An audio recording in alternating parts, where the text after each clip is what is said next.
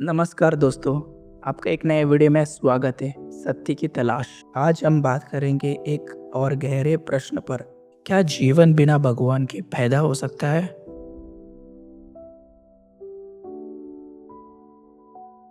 Atheist या scientist कहते हैं जीवन एक एक्सीडेंट है। बिग बैंग हुआ, फिर कुछ मॉलिक्यूल्स इकट्ठे हुए और फिर लाइफ बन गए। लेकिन सवाल ये है, जीवन जो इतना कॉम्प्लेक्स है, क्या वो सच में बिना किसी इंटेलिजेंट सोर्स के बन गया? आपके फ़ोन के अंदर प्रोसेसर, कैमरा, बैटरी, सॉफ्टवेयर सब होते हैं। क्या ये सब धमाके से खुद बन जाते? तो फिर इंसान का डीएनए, जिसमें 3 बिलियन लेटर्स का इन्फॉर्मेशन होती है, वो कैसे खुद ब खुद बन गया?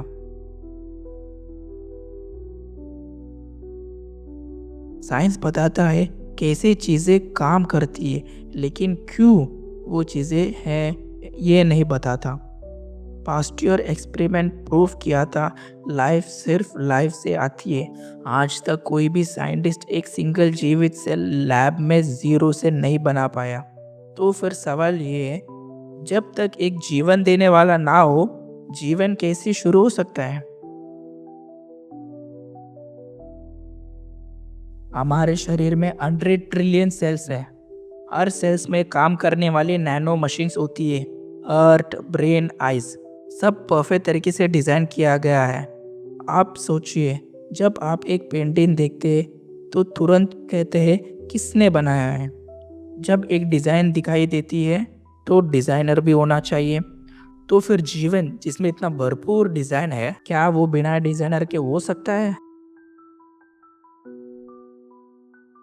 बाइबल कहती है, in the beginning God created the heavens and the earth. यानी समय, स्पेस और मैटर तीनों को एक साथ बनाया गया।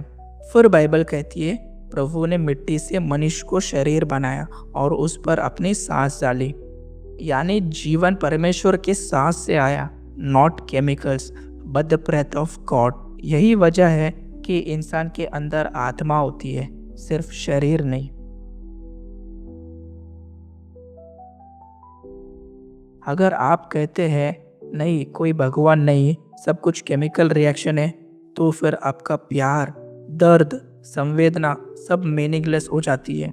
आपकी माँ का प्यार एक हार्मोन रिएक्शन, आपकी आंसू सिर्फ एक केमिकल डिस्चार्ज नहीं दोस्तों। आपका जीवन एक पर्पस के साथ बनाया गया है। आप कोई रैंडम मॉलिक्यूल्स नहीं, आप परमेश्वर की कल्पना का जीवंत परमाणु हो। तो अगली बार जब कोई कहे लाइफ तो बस चांस का खेल है, प्यार से पूछिए, क्या बिना प्रोग्रामर के सॉफ्टवेयर बन सकती है? जीवन एक डिज़ाइन है और डिज़ाइन के पीछे होता है एक डिज़ाइनर, और वो डिज़ाइनर है यीशु मसीह। आप सुन रहे हैं सत्य की तलाश। अगले एपिसोड में हम बात करेंगे, क्या हमारे अस्तित्व का कोई उद्देश्य है?